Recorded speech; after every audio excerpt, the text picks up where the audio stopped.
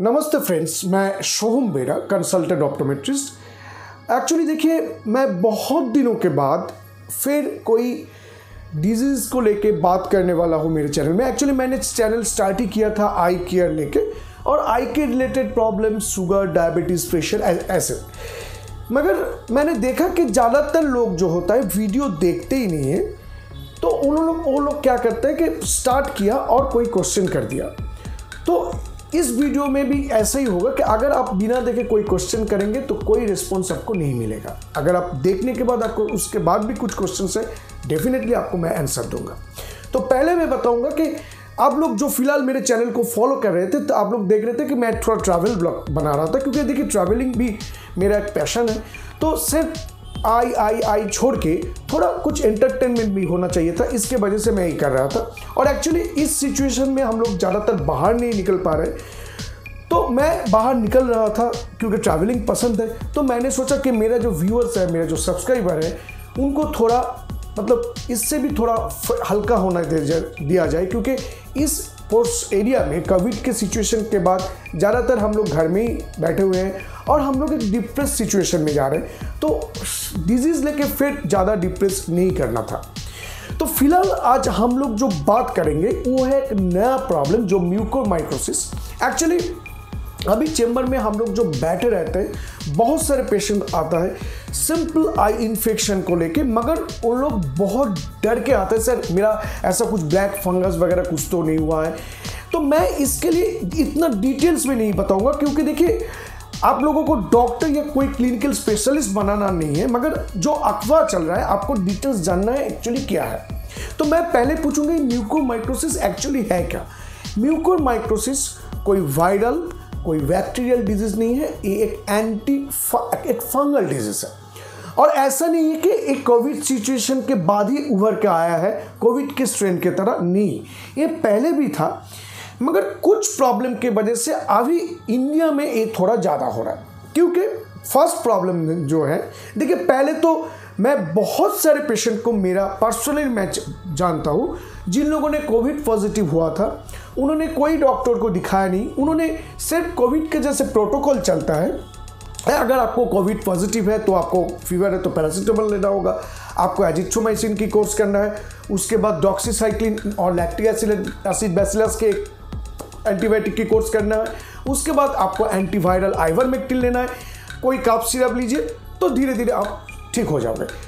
तो ये कतई मत कीजिए। अगर आपको कुछ प्रॉब्लम हो रहा है तो मैं सलाह दूंगा, घर में बैठे मत जाइए, कोई ना कोई जनरल फिजिशियन होगा कि आपके घर के आसपास, उनके पास जाइए और ट्रीटमेंट मतलब आपके सिम्टम्स के हिसाब से उनको ट्रीटमेंट करने दीजिए। क्योंकि ज़्यादा एंटीबायोटिक खाना भी ठीक नहीं है, क्योंकि ज़्यादा एंटीबायोटिक जब हम लोग लेते हैं तो हम लोगों को बॉडी का जो इम्यून सिस्टम है वो डाउन हो जाता है। उससे क्या होता है, बाहर से फंगल इन्फेक्शन होने के चांसेस बहुत हो जाता है। देखिए ये म्यूकोरमाइकोसिस जो फंगस है, ऐसा नहीं कि पहले नहीं था, पहले भी था, अभी भी हम लोगों के आसपास है। ये ज़्यादातर सॉइल या रॉटन फूड जो होता है, फल जो रख देते हैं, आपको दिखाई देगा कि उसके बाहर सफ़ेद कुछ आ जाएगा, उसी टाइप का फंगस से ही इन्फेक्शन होता है। तो अभी तक कुछ नहीं था, अभी क्यों हो रहा है कि पहले तो देखिए हम लोग, हमारा जो इम्यून सिस्टम है, देखिए फंगस, ये जो फंगस था ये ऑलरेडी हम लोग रेगुलर इनहेल करते हैं, एक्सेल भी करते हैं, कोई दिक्कत नहीं है। तो मगर फिलहाल इस कोविड के सिचुएशन के वजह से हम लोग इतना डर चुके हैं, एक हल्का सा भी फीवर हुआ तो उसके लिए हम लोग को पूरा एंटीबायोटिक की जितना भी दवा था खा लिया, और इम्यून सिस्टम जो है वो डाउन कर दिया, ये कॉम्प्रोमाइज कर दिया। इम्यून सिस्टम कॉम्प्रोमाइज होने के वजह से ही ये प्रॉब्लम होता है।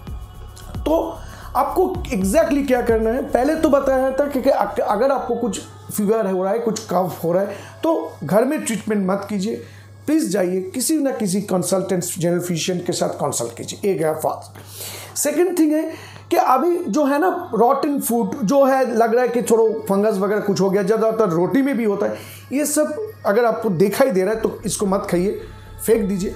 और अगर आप कहीं से भी बाहर से कोई खाना या रोटी वगैरह कुछ ब्रेड वगैरह कुछ लेके आ रहे हो, तो उसको अच्छे तरीके से गर्म कीजिए, साफ करके उनको खाइए।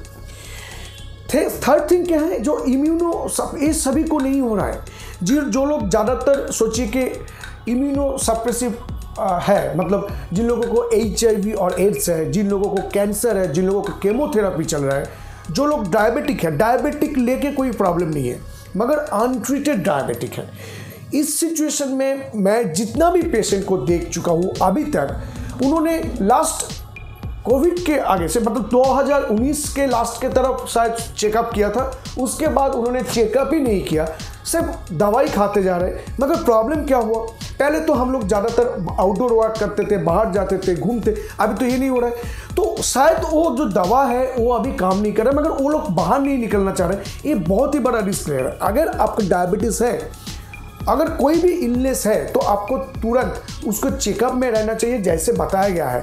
डर के घर में बैठे रहने से आपको डर छोड़ के नहीं चला जाएगा, आपको और भी ज़्यादा प्रॉब्लम में फेंक देगा।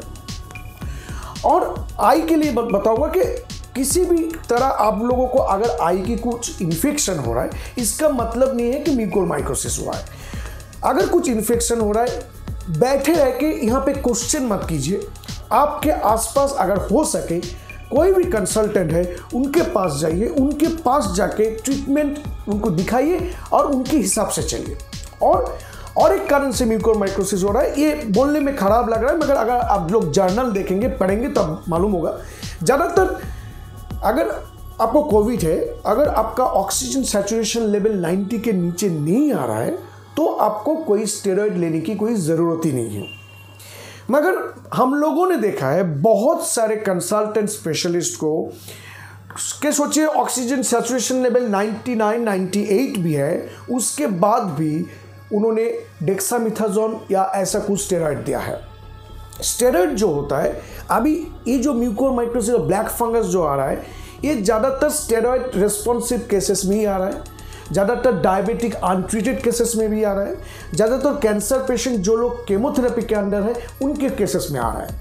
तो स्टेरॉइड अगर आपको दिया जा रहा है, अगर आपको स्टेरॉइड में ज़्यादातर डेक्सामेथासोन ही होता है, कॉम्पोजिशन अगर पढ़ सकते हैं, तो अगर आप जिस जनरल फिजिशियन को दिखा रहे हैं और अगर आपका ऑक्सीजन सैचुरेशन लेवल इतना ख़राब नहीं है, तो आप उनको क्वेश्चन कर सकते हैं, सर ये क्यों ऐसे, मतलब अगर वो उनको लग रहा है कि ये आपके लिए ठीक है तो ठीक है, कोई दिक्कत नहीं है।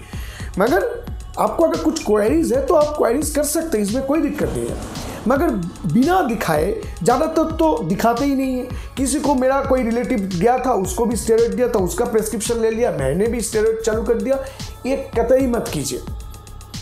ये एक्चुअली, और म्यूकोरमाइको देखिए, कोविड सिचुएशन में मॉर्टेलिटी रेट 90%, मतलब 10%, 90% ठीक हो जाता है। और इसका जो मॉर्टेलिटी रेट होता है वो ऑलमोस्ट 50% है, मतलब 50% चांस होता है आपको बचने का और 50% चांस होता है आपको डेथ होने का। तो इसका प्रॉब्लम क्या है कि एक्चुअली हम लोग जो करते हैं ना, जब होता है तब नहीं जाते हैं, देखते हैं थोड़ा, ये दवा लेते हैं, वो दवा लेते हैं, इसके साथ कंसल्ट करते हैं, उसके साथ कंसल्ट करते हैं। कतई मत कीजिए। अगर आपको कुछ भी हो रहा है, इस सिचुएशन में कुछ दिखना नहीं है, क्योंकि ये अगर आप ठीक टाइम में जाएंगे तब भी इसको कुछ किया जा सकता है। मगर अगर ये इन्फेक्शन, ज़्यादातर ये इन्फेक्शन इस नेजल एरिया में होता है, गैस्ट्रोइंटेस्टाइनल ट्रैक्ट में होता है, आँख में होता है, और ये किसी भी तरह अगर ब्रेन के तरफ या सेंट्रल नर्वस सिस्टम के तरफ चले जाते हैं तो और किसी का कुछ करना नहीं होता है।